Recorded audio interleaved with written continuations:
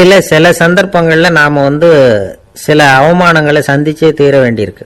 என்ன பண்ணுறது, காலம் அப்படி. அவமானப்படுறவங்க உடனே அடங்கி போடுறது தான் உலக வழக்கம். அவமானப்பட்டால் உடனே சீறி எழறவங்களும் உண்டு.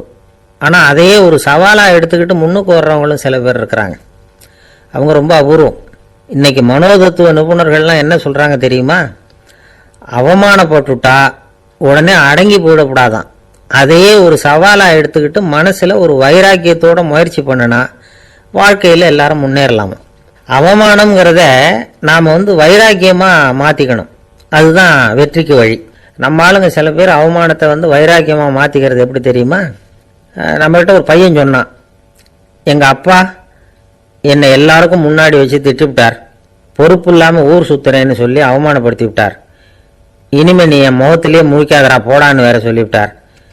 எனக்கு ரோஷம் வந்துட்டுது. அந்த அவமானத்தை வைராக்கியமாக மாற்றிக்கிட்டேன். அன்னையிலேருந்து அவர் முகத்திலேயே முழிக்கிறது இல்லை அப்படின்னா. அப்படியான்னு கேட்டோம். ஆமாங்க, அவர் வீட்டில் இல்லாத நேரமாக பார்த்து உள்ள சமையல் கட்டுக்கு போய் சாப்பிட்டுட்டு நைஸாக வெளியில் வந்துடுவேன் அப்படிங்கிறான் அவன். ராமர் இந்த பூமியில் பிறந்ததே ஒரு வைராக்கியத்தினால தான் சார் அப்படின்னார் ஒருத்தர். எப்படிங்க அது அப்படின்னு கேட்டேன். அவர் சொன்னார், தசரதருக்கு ராமர் குழந்தையா பிறக்கணும், அப்போ தான் இங்கே இருக்கிற கஷ்டங்கள்லாம் நீங்கும் அப்படின்னு சர்வ லோகமும் எதிர்பார்த்துக்கிட்டு இருக்குது. ஆனால் அவர் எப்போ பிறப்பார் அப்படின்னு யாருக்கும் தெரியல. அந்த காரியம் சீக்கிரம் நடக்கணுமே, அதுக்கு என்ன பண்ணுறது? நாரதர் வந்தார் ஒரு நாள் தசரதரை தேடி. தசரதா, உனக்கு ஒரு செய்தி தெரியுமான்னு ஆரம்பித்தார். அவர் எப்பவும் இப்படித்தானே ஆரம்பிக்கிறது வழக்கம். என்ன விஷயம்னு கேட்டார் தசரதர்.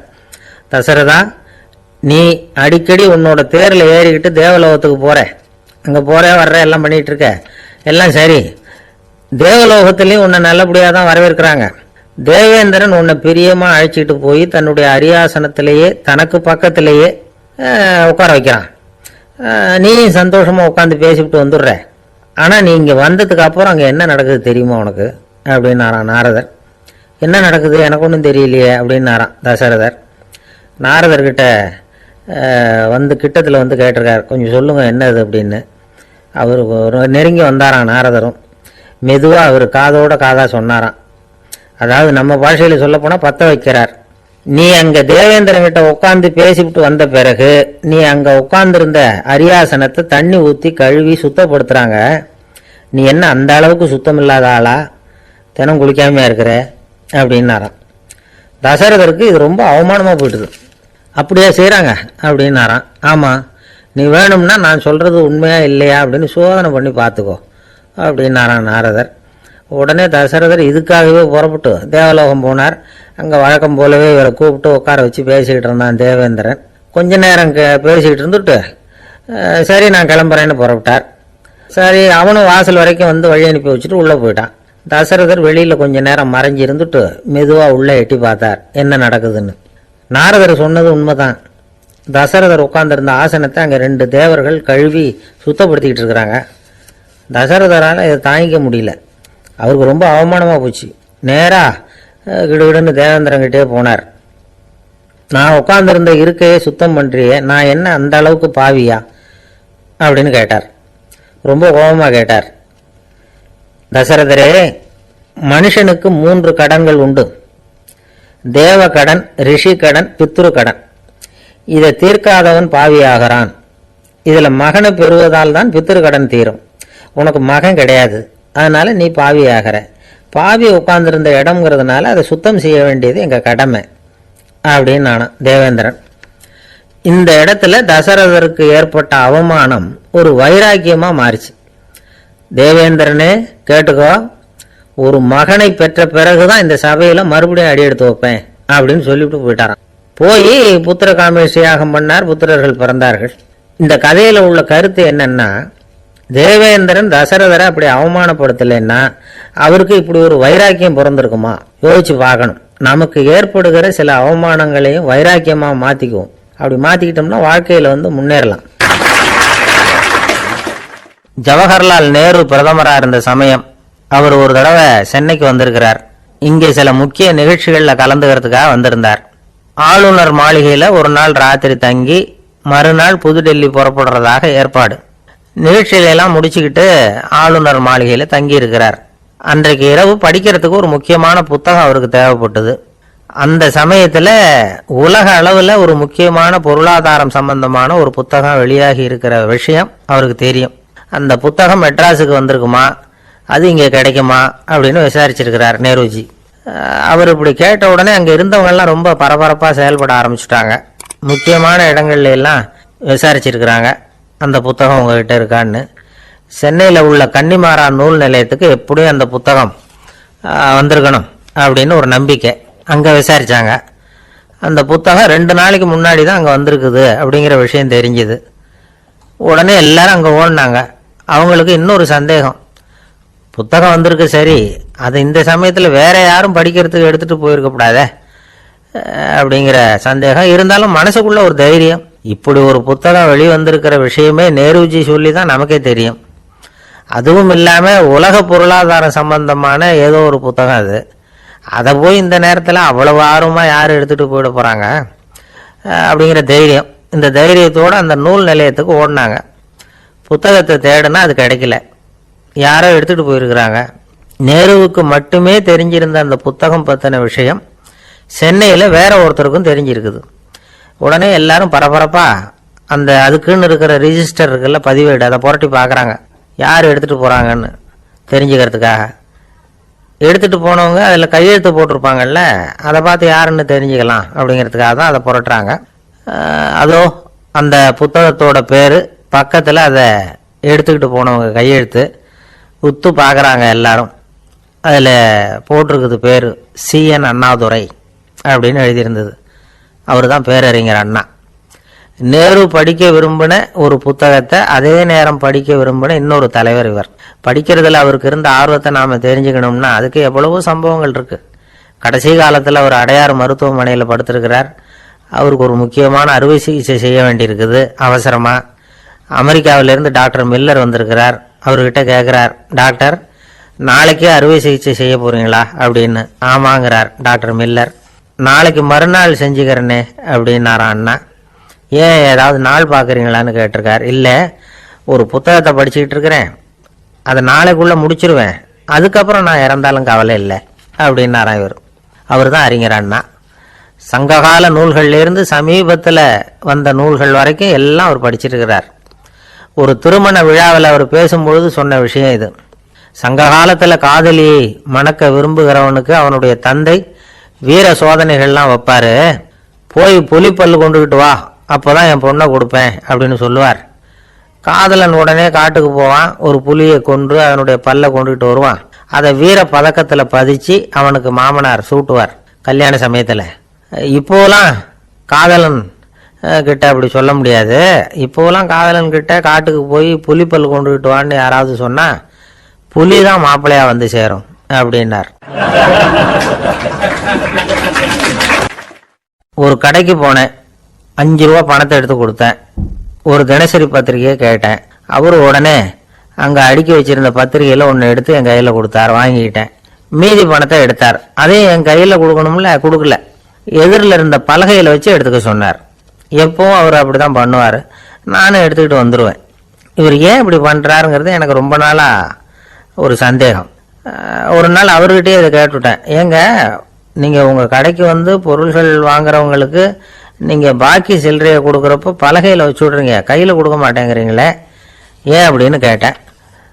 காசை கையில் கொடுத்தா நம்மக்கிட்ட இருக்கிற லட்சுமி போயிடுவா சார் அப்படின்னார். அதாவது பணம் செலவாயிடும் அப்படின்னு அர்த்தமா. இன்னொரு நண்பர், அவர் ஒரு நாள் வழக்கத்துக்கு மாறா ரொம்ப சோகமாக உட்காந்துருக்கிறார். ஏங்க என்னாச்சு, ஏன் இப்படி கப்பலே கவிழ்ந்தது மாதிரி உட்காந்துருக்குறீங்க அப்படின்னு கேட்டேன். கப்பலே கவிழ்ந்திருந்தா கூட நான் இப்படி கவலைப்பட மாட்டேன் சார், வேற ஒன்று நடந்து போச்சுன்னார். என்னன்னு கேட்டேன். என் உச்சந்தலையில் பள்ளி ஒன்று விழுந்துட்டுதுன்னார். அதுக்காகவா இப்படி அப்படின்னு ஆச்சரியப்பட்டேன்.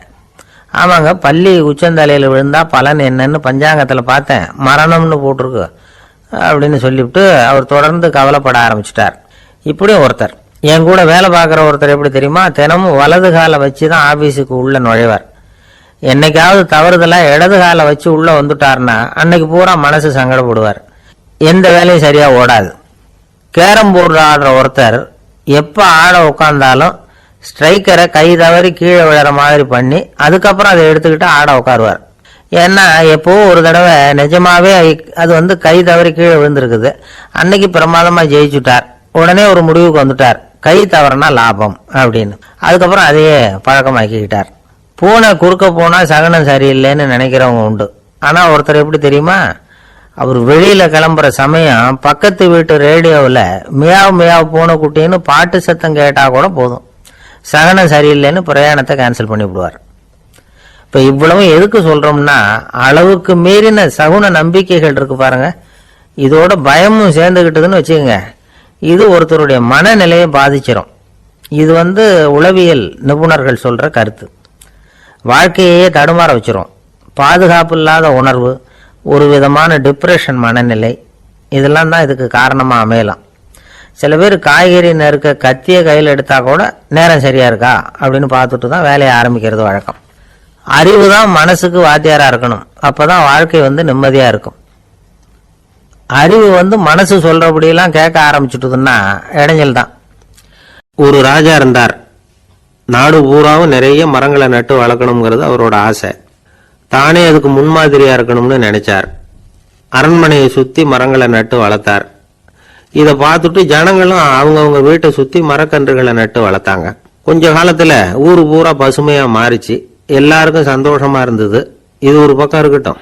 இப்ப நான் சொல்ல போற கதை வேற. அதாவது அந்த ராஜா ஒரு நாள் தன்னுடைய அரண்மனையை சுத்தி இருக்கிற விதவிதமான மரங்களை எல்லாம் போய் பார்த்தார். எப்படி இருக்கிறீங்க அப்படின்னு ஒவ்வொரு மரத்துக்கிட்டையும் விசாரிச்சாராம். எந்த மரமும் சந்தோஷமா இருக்கிறதா தெரியல. அதுக்கும் மனசுல ஒரு குறை. முதல்ல ஆலமரத்துக்கிட்ட போனார். அது சொல்லிச்சு, மண்ணா நான் நல்லா பெருசா வளர்ந்துருக்கிறேன், அடர்த்தியா இருக்கிறேன், கிளையெல்லாம் 4 பக்கமும் நல்லா படர்ந்துதான் இருக்குது, இருந்தாலும் எந்த பிரயோஜனமும் இருக்கிறதா தெரியல எனக்கு. என்னுடைய பழம்லாம் ரொம்ப சின்னதா இருக்குது, என் கண்ணுக்கு சரியா புறப்பட மாட்டேங்குது. நான் இருக்கிற சைஸுக்கு என்னுடைய கிளையில இருக்கிற பழம்லாம் எவ்வளவு பெருசா இருக்கணும், அது இத்தினூண்டு இருக்கிறது எனக்கு பெரிய அவமானமா இருக்கு. இப்படி இங்க நின்றுகிட்டு இருக்கிறதே ரொம்ப கூச்சமா இருக்கு. ஒரு நல்ல புயல் வந்ததுன்னா பேசாம சாஞ்சு விடலாமான்னு பாக்குறேன் அப்படின்னு புலம்புது ஆலமரம். சரி இருக்கட்டும்னு நினைச்சுக்கிட்டு ராஜா அடுத்தபடியா ஒரு அத்தி மரத்துக்கிட்ட போனார். அதுவும் புலம்ப ஆரம்பிச்சுட்டுது. நான் கூட பெரிய மரம் தான், இல்ல இலையெல்லாம் அழகா தான் இருக்குது, பழம் அழகா இருக்குது, இருந்தாலும் உள்ள விஷயம் இல்லையே, அத்தி பழத்தை புட்டு பார்த்தா அத்தனையும் சொத்த அப்படின்னு பழமொழியே உண்டாயிட்டுத. இப்படி ஒரு கெட்ட பேரோட நான் இருக்கணுமா அப்படின்னு புலம்புது அது. சரி இது இருக்கட்டும் அப்படின்னு சொல்லி அடுத்தபடியா வேப்ப மரத்துக்கிட்ட போனார். அது தன்னுடைய வேதனையை வெளியிட்டது. எனக்கு எவ்வளவோ மருத்துவ குணங்கள்லாம் இருக்கிறதா சொல்லிக்கிறாங்க, இருந்தாலும் என்ன பிரயோஜனம், என்னுடைய பழத்தை மனிதர்கள் யாரும் விரும்பி சாப்பிடுறது இல்லையே அப்படின்னுது. ராஜா அடுத்தாப்புல இருந்து ஒரு பனை மரத்துக்கிட்ட போனார். நான் நல்லா உயரமா தான் வளர்ந்துருக்கிறேன், மற்ற மரங்கள்லாம் என்னை அண்ணாந்து தான் பார்க்கணும், இருந்தாலும் என்கிட்ட நிழலுக்காக யாரும் ஒதுங்கிறது இல்லையே அப்படின்னுது. என்ன இது எல்லா மரமும் இப்படி திருப்தி இல்லாம இருந்துகிட்டு இருக்குதே அப்படின்னு நினைச்சுக்கிட்டே ராஜா அடுத்தபடியா அங்க இருந்த ஒரு பைன் மரத்துக்கிட்ட போனார். அழகா உயரமா பசுமையா தான் இருந்தது, ஆனா பழமோ பூவோ கிடையாது. அதை நினைச்சு அது வருத்தப்பட்டுக்கிட்டு இருக்குது. ஓக் மரம் அது நின்றுட்டு இருந்தது. அது என்ன சொல்லிச்சுன்னா, இலை எதிர்காலத்துல என் மேல இருக்கிற எல்லா இலைகளும் உதிர்ந்து போடுது, முடி கொட்டின மனிதர்கள் மாதிரி மொட்டையா நான் நிக்க வேண்டி இருக்குது, என்ன வாழ்க்கை இது அப்படின்னு சொல்லி அழுத்துக்கிட்டது. சரி புளிய மரம் என்ன சொல்லுது பாப்போம்னு அதுகிட்ட போனா, என்னுடைய நிழல்ல யாருமே தங்க மாட்டாங்க, உடம்புக்கு சூடுன்னு ஒதுங்கி போயிடுவாங்க, அடிமரத்தை பார்த்தீங்கன்னா பட்டையெல்லாம் உறிஞ்சி பார்க்கறதுக்கே கேவலமா இருப்பேன் அப்படின்னுது அது. முருங்கை மரம் என்ன சொல்லிச்சு தெரியுமா, என்னுடைய இலை காயெல்லாம் சாப்பிட்றவங்களுக்கு சத்து கொடுக்கறது வாசம் தான், ஆனா என் உடம்புல சத்தே கிடையாது, கொஞ்சம் வேகமா காத்து அடிச்சதுன்னா முறிஞ்சி விழுந்துடுறேன், என்ன வாழ்க்கை இது அப்படின்னு சொல்லி அது வருத்தப்பட்டது.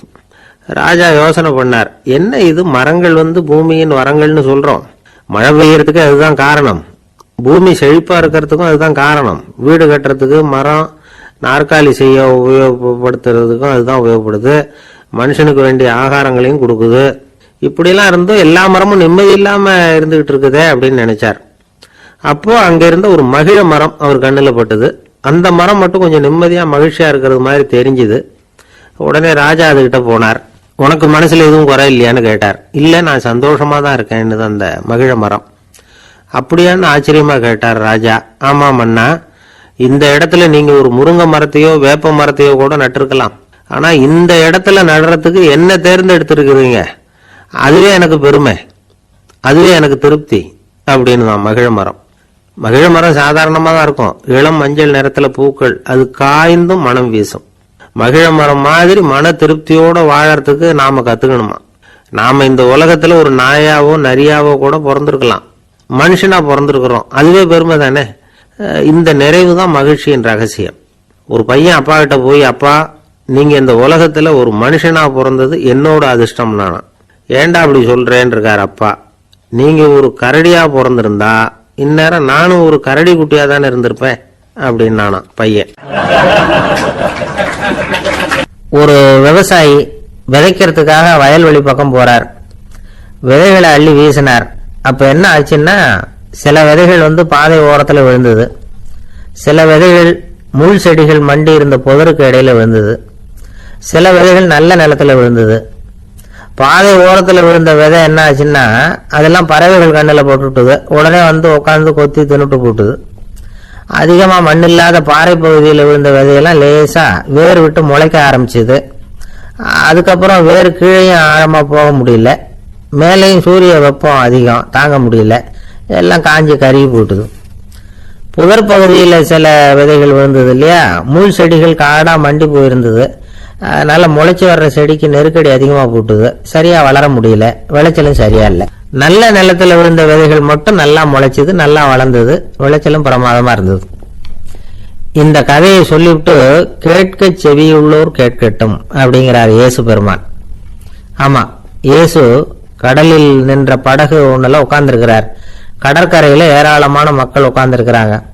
அந்த சமயத்துல தான் இயேசு ஓமைகள் மூலமா மக்களுக்கு பல உண்மைகளை சொல்லிட்டு இருக்கிறார். மக்கள் அந்த கதையை கேட்டுட்டு ஒன்னும் புரியாம முழிக்கிறாங்க.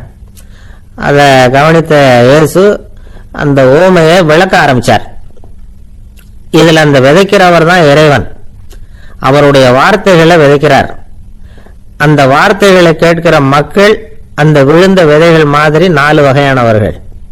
சில பேர் பாதை ஓரத்தில் விழுந்த விதைகள் மாதிரி இறைவன் வார்த்தைகளை அவங்க கேட்கறாங்க, ஆனா தீய எண்ணங்கள் செய்கைகள் மூலமா விதைக்கப்பட்ட வார்த்தைகள் அழிஞ்சு போடுது. இறைவன் வார்த்தைகளை கேட்ட உடனே மகிழ்ந்து போய் உடனே சில பேர் அதை ஏத்துக்கிறாங்க. இவங்கெல்லாம் அந்த பாறை பகுதியில் விழுந்த விதைகள் மாதிரி. அதனால இவங்கெல்லாம் வேறு இல்லாதவங்க, கொஞ்ச காலத்துக்கு இறை வார்த்தைகளுக்கு கீழ்ப்படிந்து நடப்பாங்க. அதனால ஏதாவது இடைஞ்சல் ஏற்பட்டா உடனே தடுமாறுவாங்க, தங்கள்கிட்ட இருக்கிற நல்ல பண்புகளை விட்டுட்டு பாவ வழிகளுக்கு போயிடுவாங்க. முள் செடிகளுக்கு இடையில விழுந்த விதைகள் மாதிரி உள்ளவங்க யாருன்னா, இவங்களுக்கு உலக கவலை உண்டு, செல்வத்தின் மீது மயக்கம் உடையவர்கள், உலக ஆசைகள் இவங்களுக்குள்ள பூந்துடுறதுனால அங்க இருக்கிற நல்ல பண்புகள் மறைஞ்சு போயிடுது. அதனால அவங்களும் உபயோகம் இல்லாதவங்களா ஆயிடுறாங்க. நல்ல மனிதர்கள் நல்ல நிலத்துல விழுந்த விதைகளுக்கு ஒப்பானவர்கள். இவங்க இறை வார்த்தையை கேட்கறாங்க, அதை ஏத்துக்கிறாங்க, அவங்களும் நல்லபடியா வாழறாங்க, அடுத்தவங்களுக்கும் உபயோகமா இருப்பாங்க. இதுதான் இயேசு சொன்ன விளக்கம். நல்ல வார்த்தைகளை கேளுங்கள், நல்ல வார்த்தைகளை ஏற்றுக்கொள்ளுங்கள், அடுத்தவங்களுக்கு உபயோகமா இருங்க. இதுதான் பெரியவங்கள்லாம் நமக்கு சொல்லுகிற உபதேசம். ஒரு அப்பா தன்னுடைய மகனுக்கு உபதேசம் பண்ணார். இதை பாருப்பா, நல்ல வார்த்தைகளை கேட்கணும், எப்போதுமே மகன் அப்பா பேச்சை கேட்கறது நல்லது அப்படின்னாராம். நீ ஏதாவது ஒரு தப்பு பண்ணா என் தலையில ஒரு முடி நரைச்சி வெள்ளையா போடும்பா, நீ செய்யற ஒவ்வொரு தப்புக்கும் என் தலையில ஒவ்வொரு முடி வெள்ளையாயிடும் அப்படின்னாராம். பையன் யோசிச்சான், அப்பா இப்பதான் எனக்கு புரியுது, தாத்தாவோட தலைமுடி பூராவும் வெள்ளையா இருக்கிறதுக்கு என்ன காரணம்ங்கிறது எனக்கு இப்பதான் புரியுது அப்படின்னானா. இந்த உலகத்துல நாம நல்லபடியா இருக்கணும்னா அதுக்கு முக்கியமா தேவைப்படுறது 2. ஒன்னு செல்வம், இன்னொன்னு அறிவு. சரி, இது 2ல சிறந்தது எது அப்படின்னு ஒரு கேள்வி கேட்டா என்ன பதில் சொல்றது? இதே கேள்விய ஹஸ்ரத் அலி அவர்கள் கிட்ட கேட்டாங்களாம். அவர் ஒரு பெரிய அறிஞர். கேள்வி கேட்டவங்களும் சாதாரண ஆட்கள் இல்லை, இவங்களும் அறிஞர்கள்.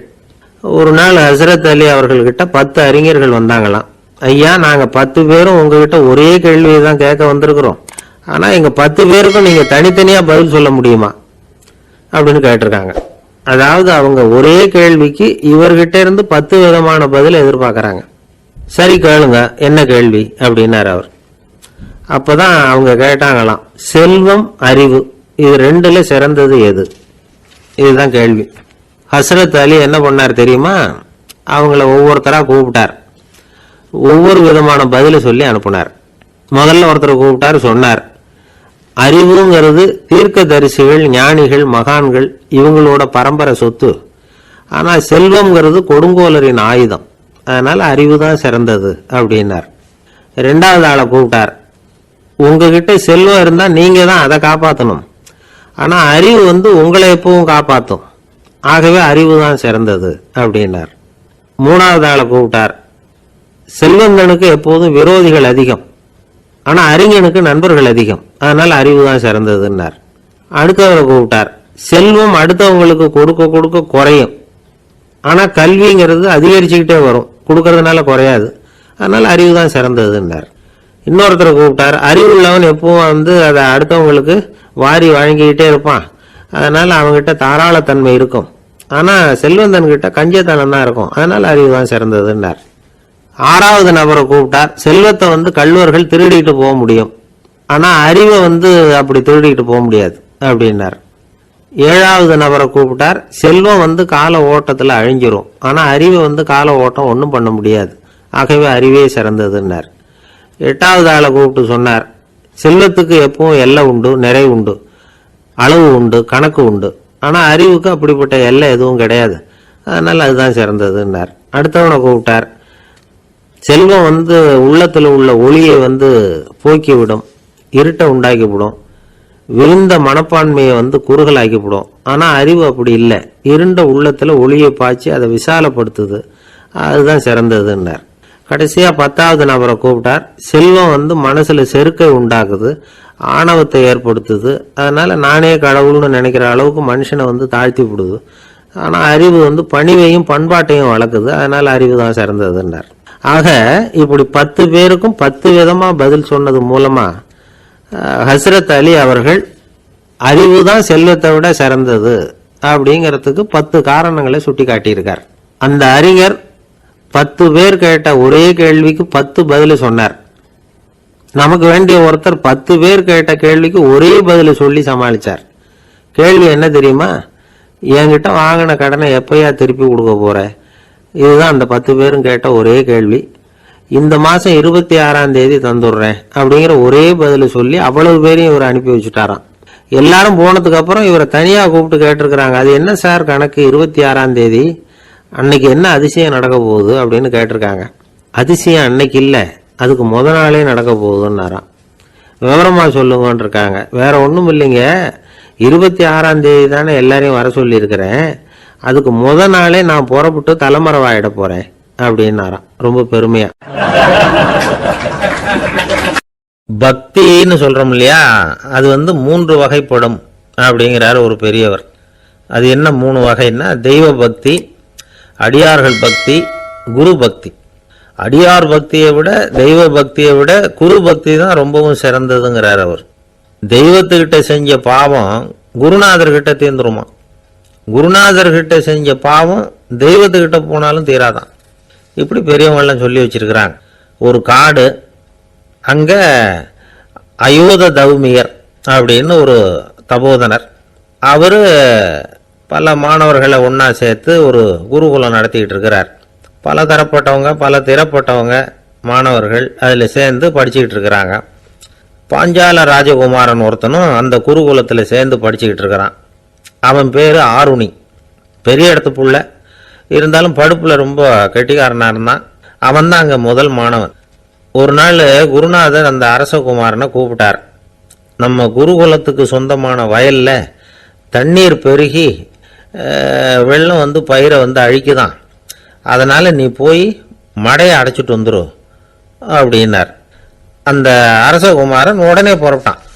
குருநாதர் சொல்லிட்டார்ல, உடனே புறப்பட்டான்.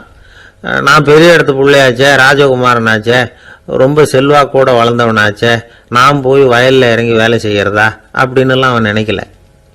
குருநாதர் கட்டளையை நிறைவேற்ற வேண்டியது நம்ம கடமை அப்படின்னு நினைச்சான். உடனே ஒரு மண்வெட்டியை தூக்கி தோல்ல வச்சுக்கிட்டு புறப்பட்டு போயிட்டான். வயலுக்கு போனான். பார்த்தான், தண்ணி கரையை உடைச்சிக்கிட்டு வயலுக்குள்ள ஏகமா பாஞ்சிக்கிட்டு இருக்குது. இவன் மண்வெட்டியால களிமண்ணை புல்லோடு சேர்த்து புல் பத்த மாதிரி வெட்டி வெட்டி போட்டான். இருந்தாலும் மடையை அடைக்க முடியல, தண்ணி அதை மீறி வந்துகிட்டே இருக்கு. தண்ணி வந்து வேகமாக வயலுக்குள்ளே போய்கிட்டே இருக்குது. போடுற பத்தையெல்லாம் கரைஞ்சி போயிட்டுருக்கு. இருந்தாலும் இவன் தன்னுடைய முயற்சியை கைவிடலை. வெட்டி போட்டுக்கிட்டே இருக்கிறான். காலையில் அங்கே போனவன் சாயந்தரம் வரைக்கும் இப்படி செஞ்சுக்கிட்டு இருக்கிறான். உடம்பும் மனசும் ரொம்பவும் சோர்ந்து போச்சு. இருந்தாலும் குருநாதர் இட்ட கட்டளையை நிறைவேற்றாமல் இருக்கிறோமேங்கிற ஒரு குறை அவனுக்கு இருக்குது. குரு கட்டளையை நிறைவேற்றாத நான் வந்து இன்னமும் இருக்கணுமா அப்படின்னு யோசனை பண்ண ஆரம்பிச்சிட்டான். என்ன செய்யலாம்னு பார்த்தான். நம்ம குருநாதர் இட்ட பணிக்காக இந்த உடம்பையே தியாகம் பண்ணலாம் அப்படின்னு முடிவு பண்ணான். தண்ணி பாயுதில் அதுக்கு குறுக்க விழுந்து அப்படியே மடையை அடைச்சிக்கிட்டு அப்படியே படுத்துட்டான். இது மற்றவங்களுக்கு தெரியாது. அன்னைக்கு ராத்திரி ஒரு விளக்கு முன்னாடி உட்காந்து குருநாதர் பிள்ளைங்களுக்கு பாடம் சொல்லி கொடுத்துக்கிட்டு இருக்கிறார். முதல் வரிசையில் இருக்கக்கூடிய ராஜகுமாரனை காணலை. நம்ம ஆருணி எங்கே போனா அப்படின்னு சொல்லி மற்ற மாணவர்களை விசாரித்தார்.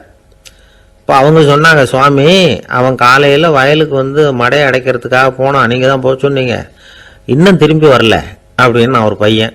குருநாதர் உடனே ஒரு தீவெட்டி எடுத்துக்கிட்டு மாணவர்களை அழைச்சிக்கிட்டு வயலுக்கு போனார். அங்கே போய் பார்த்தா ஆளை காணும். ஆருணின்னு சொல்லி சத்தம் போட்டு கூப்பிட்டு பார்க்குறார். நான் இங்கே இருக்கேன் குருநாதா அப்படின்னு காலுக்கு அடியிலேருந்து ஒரு சத்தம் வருது. குனிஞ்சு பார்த்தா அவன் மடையில் படுத்துருக்கிறான். என்னப்பா இதுன்னார்.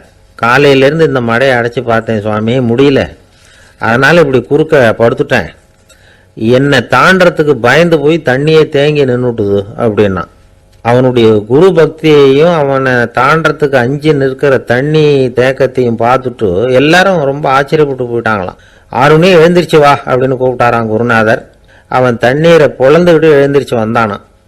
அதனால அவனுக்கு வந்து உத்தாலகன் அப்படின்னு ஒரு பேர். உத்தாலகன்னா தண்ணீரை பிளந்தவன் அர்த்தம். அந்த உத்தாலகன் மாதிரி இந்த காலத்து மாணவர்களுக்கும் குரு பக்தி வேணும் அப்படின்னு சொன்னோம் ஒரு பள்ளிக்கூடத்தில். உடனே நிறைய மாணவர்கள் எழுந்திரிச்சு நின்னாங்க. சார், நீங்கள் எங்களை வந்து இன்னமும் சரியாக புரிஞ்சுக்கலன்னு நினைக்கிறோம். அன்னைக்காவது ஒருத்தன் அப்படி இருந்தான், இன்னைக்கு ஏகப்பட்ட உத்தாலகர்கள் இருக்கிறோம். எங்கள் வாத்தியார் கட்டளை இட்டா இப்போவே அது மாதிரி வயலுக்கு போய் மடையில் குறுக்கப்படுத்துக்கிறதுக்கு இந்த வகுப்பில் உள்ள அத்தனை பேரும் தயாராக இருக்கிறோம் அப்படின்னாங்க. அப்படியா அப்படின்னு சொல்லி கேட்டோம் ரொம்ப சந்தோஷமாக. ஒருத்தன் ரொம்ப அடக்கமாக எழுந்திரிச்சான். அப்புறம் சொன்னான், ஆமாம் சார், வகுப்பில் வந்து இவர் நடத்துகிற பாடத்தை கேட்டுக்கிட்டு இருக்கிறத விட பேசாமல் போய் மடையில் படுத்து விடுறது ஒன்றும் கஷ்டமான காரியமாக இருக்காது, அதனால தான் எல்லாரும் அங்கே போகிறேன்னு சொல்கிறோம் அப்படிங்கிறான். ஒரு ஊரில் ஒரு ராஜா இருந்தார். அவர் ஒரு பூனை வளர்த்தார். ரொம்ப செல்லமாக அவர் அந்த பூனையை வளர்த்தார். அவர் என்ன பண்ணுவார் தெரியுமா? இரவு நேரத்தில் அந்த பூனையோட தலையில் ஒரு விளக்க வச்சிருவார். அந்த பூனை ரொம்ப ஜாக்கிரதையாக அந்த விளக்கு கீழே விழுந்துடாமல் பார்த்துக்கும். தலையை ஆட்டாமல் ரொம்ப நிதானமாக ராஜா பின்னாடி நடந்து போய்கிட்டே இருக்கும்.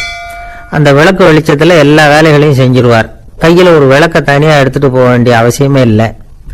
விளக்கை தூக்கிட்டு போகிற வேலையை அந்த பூனை பார்த்துக்கும். அதனால் ராஜாவுக்கு அந்த பூனை மேலே ரொம்ப பிரியம். மந்திரிகளையெல்லாம் கூப்பிட்டு அவங்ககிட்ட சொல்லுவார், பார்த்தீங்களா இந்த பூனை எவ்வளவு விசுவாசமாக நடக்குது, என் பேரில் எவ்வளவு மரியாதை பார்த்தீங்களா அதுக்கு அப்படிம்பார். இதை கேட்டுவிட்டு அங்கிருந்த அமைச்சர்களில் ஒருத்தர் சொன்னார், மன்னா நீங்கள் சொல்கிறது சரிதான், இருந்தாலும் இந்த பூனையோட விசுவாசத்தை நாம் கொஞ்சம் சோதித்து பார்க்க வேண்டியிருக்கு அப்படின்னாராம். சரி, உங்கள் ஆசையை ஏன் கெடுக்கணும், நல்லா சோதிச்சு பாருங்க அப்படின்னு சொல்லிவிட்டார் ராஜா. உடனே அந்த அமைச்சர் என்ன பண்ணார் தெரியுமா? எங்கேயோ புறப்பட்டு போனார். ஒரு 5-6 எலிகளை பிடிச்சிட்டு வந்தார். அரண்மனையில் ராஜா ஏதோ வேலை பார்த்துக்கிட்டு இருக்கிறாரு. பக்கத்தில் அந்த பூனை ரொம்ப பணிவாக நின்றுக்கிட்டு இருக்குது. அது தலையில் விளக்கு எரிஞ்சிக்கிட்டு இருக்கு. அமைச்சர் தான் பிடிச்சிட்டு வந்த எலிகளை அந்த பூனை பார்வையில் படுறது மாதிரி எதிரில் விட்டார். அந்த எலிகள்லாம் அங்கேயும் இங்கேயும் ஓட ஆரம்பிச்சுது. அதை பார்த்தது பூனை, அவ்வளவுதான். தலையில் இருக்கிற விளக்கை பற்றியும் கவலைப்படலை, ராஜாவை பற்றியும் கவலைப்படல. ஒரே பாய்ச்சலாக பாஞ்சு எலிகளை துரத்த ஆரம்பிச்சுட்டுது. தலையில் இருந்த விளக்கு எங்கேயோ போய் விழுந்தது, அணைஞ்சு போச்சு. இருட்டில் ராஜா தடுமாற ஆரம்பிச்சுட்டார். இந்த சமயத்தில் அந்த அமைச்சர் மறுபடியும் விளக்கை ஏற்றினார். வெளிச்சம் வந்தது. அதுக்கப்புறம் அந்த அமைச்சர் பேசினார், அரசே, பூனையோட விசுவாசத்தை பார்த்தீங்களா? எலி அது கண்ணில் படுற வரைக்கும் தான் விசுவாசமாக இருந்தது. அது மாதிரி எலியை பார்த்தது எல்லாத்தையும் விட்டுட்டு அதை துரத்த ஆரம்பிச்சுட்டு பார்த்தீங்களா? தான் அந்த பூனையை பற்றி நினைச்சது தப்புங்கிறது அதுக்கப்புறம் தான் அந்த ராஜாவுக்கு புரிஞ்சுதான். சரி, இப்போ எதுக்கு இந்த கதையெல்லாம் அப்படிங்கிறீங்களா? இந்த பூனை மாதிரி தான் நம்ம மனசை எவ்வளவுதான் பயிற்சி கொடுத்து பக்குவமாக வச்சிருந்தாலும் பார்க்கறதுக்கு பரமசாது மாதிரி தான் இருக்கும். பார்க்க வேண்டியதை பார்த்துட்டுதுன்னா பாஞ்சிரும். இந்த பூனை மாதிரி புலன் இன்ப பொருள்கள் கிட்டாத வரைக்கும் மனம் அடங்கி இருக்கிறது மாதிரி தான் தெரியும்.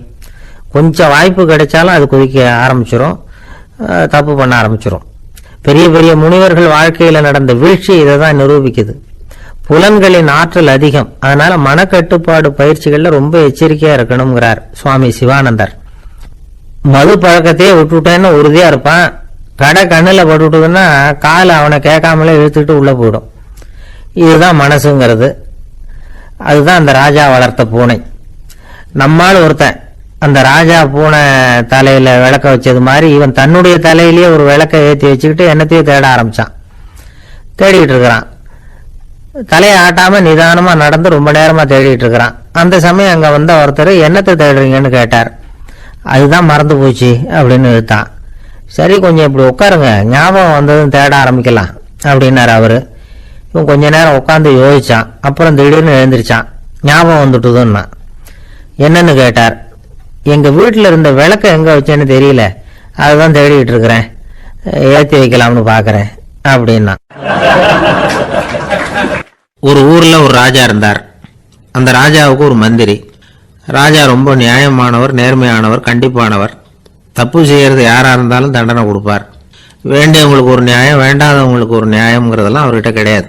ஒரு சமயம் அரசவையில் அந்த அமைச்சரே விதிமுறைகளுக்கு புறம்பா ஏதோ நடந்துகிட்டு இருக்கார். மன்னருக்கு கோபம் வந்துட்டுது. உடனே அந்த அமைச்சரை கிட்டத்தில் கூப்பிட்டு அவர் கன்னத்தில் ஓங்கி ஒரு அறை கொடுத்துட்டாராம். உடனே அந்த அமைச்சர் என்ன பண்ணார் தெரியுமா? நேரா போனார். அங்க நின்றுகிட்டு இருந்த இன்னொருத்தர் கன்னத்தில் ஓங்கி அரைஞ்சார். அறை வாங்கினவர் திகைச்சு போயிட்டார். இவர் ஏன் நம்மளை அரைகிறார் அப்படின்னு யோசனை பண்ணார். மன்னரும் திகைச்சு போயிட்டார். நாம இவரை அரைஞ்சா அதுக்காக இவரு போய் இன்னொருத்தர் அரையணுமா அப்படின்னு யோசனை பண்ணார். அவர் இவருக்கு என்ன பைத்தியமானு கூட நினைக்க ஆரம்பிச்சுட்டார். ஆனா என்ன ஆச்சுன்னா, அப்புறம் அமைச்சர் அவர் கவனிச்சுக்கிட்டு இருந்தாரா, அவர் இன்னொருத்தர் அரைஞ்சார் இல்லையா, அந்த அறை வாங்கின ஆசாமியை பார்த்து கத்திக்கிட்டு இருந்தார். யாரு? அமைச்சர். ஏன்பா என்கிட்ட அறைய வாங்கிட்டு இப்படி விவரம் இல்லாம நின்றுட்டு இருக்கிறிய, நான் உனக்கு கொடுத்ததை நீ வேற யாருக்கிட்டையாவது கொடுத்துரு அப்படின்னார். உடனே அந்த ஆள் பார்த்தான். தனக்கு அடுத்தபடியா நின்றுட்டு இருந்தவன ஓங்கி ஒரு அறை அரைஞ்சான். அவன் கண்ணத்தை தடவிட்டே யோசனை பண்ணான். இது ஏதோ புரிஞ்சுக்கிட்ட மாதிரி அடுத்தாப்புல நின்றுட்டு இருந்தவன அரைஞ்சான். இப்படி இந்த அறை மாறி மாறி போயிட்டே இருக்குது. ஊரு பூரா பிரயாணம் பண்ண ஆரம்பிச்சுட்டுது. அன்னைக்கு ராத்திரி அந்த ராஜா படுக்கிறதுக்காக போனார். அந்த நேரம் பார்த்து அவர் கண்ணத்துல பலார்னு ஒரு அறை விழுந்தது. நம்மளே அரையிறது யாரு அப்படின்னு அதிர்ச்சியோட மன்னர் திரும்பி பாக்குறாரு. அரைஞ்சது அவரோட மனைவி. என்னாச்சு உனக்குன்னு கத்துனார் ராஜா. உங்களுக்கு தெரியாதா, ஊரு பூரா ஒருத்தர் மாத்தி ஒருத்தர் மூலமா இந்த அறை பிரயாணம் பண்ணிட்டு வருது அப்படின்னாங்க அந்த அம்மா. அப்படின்னா ஆரம்பிச்ச இடத்துக்கே வந்துட்டுதா அப்படின்னாராம் மன்னர். என்ன சொல்றீங்கன்னு கேட்டிருக்காங்க. இவர் விவரத்தை சொன்னாராம். அப்படின்னா நீங்க ஆரம்பிச்சு வச்ச இந்த விளையாட்டை நான் முடிச்சு வச்சுட்டேன் அப்படின்னாங்களாம் அந்த அம்மா. மறுநாள் காலை மறுபடியும் அரசவை கூடிச்சு. அந்த அமைச்சர் மன்னரை பார்த்து கேட்டார். என்ன மகாராஜா, என்கிட்ட கொடுத்ததை திருப்பி வாங்கிட்டீங்களா அப்படின்னாராம்.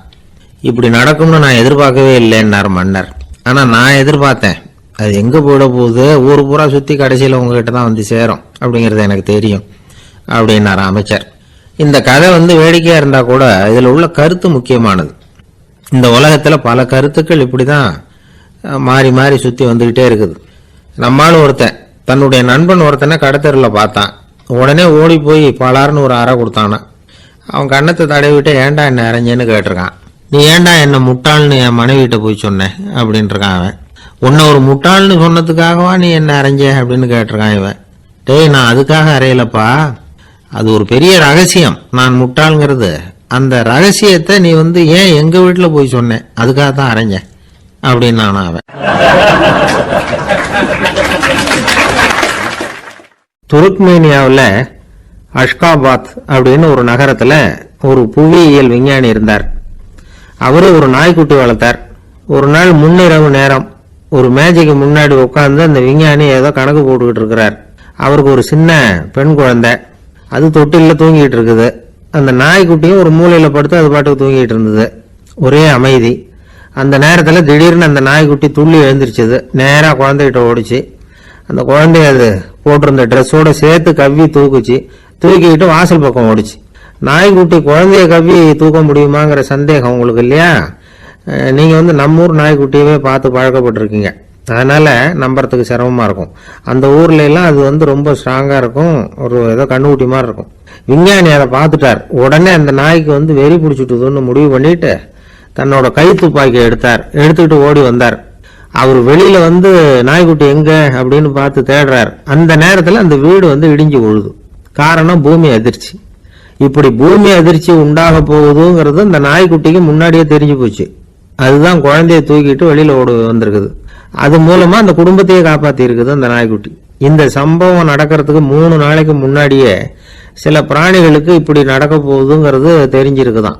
ஆமா, அந்த நகரத்துல 3 நாளைக்கு முன்னாடியே பாம்பு, பல்லி இதெல்லாம் அது தங்கியிருந்த வலையை விட்டு வெளியில ஓடி வந்துட்டுது. அதே மாதிரி அங்கிருந்த புறாவெல்லாம் பறந்து போயிடுச்சான். இதே மாதிரி யுகோஸ்லோவியாவில் கூட ஒரு நகரம், அங்க ஒரு நாள் ராத்திரி ஒரு மிருக காட்சி சாலையில திடீர்னு ஒரு பெரிய கலவரம், கூச்சல், குழப்பம். அங்க இருந்த கழுதை, புலி, யானை, பறவை எல்லாம் கண்ணாபின்னான்னு கத்த ஆரம்பிச்சுட்டுது.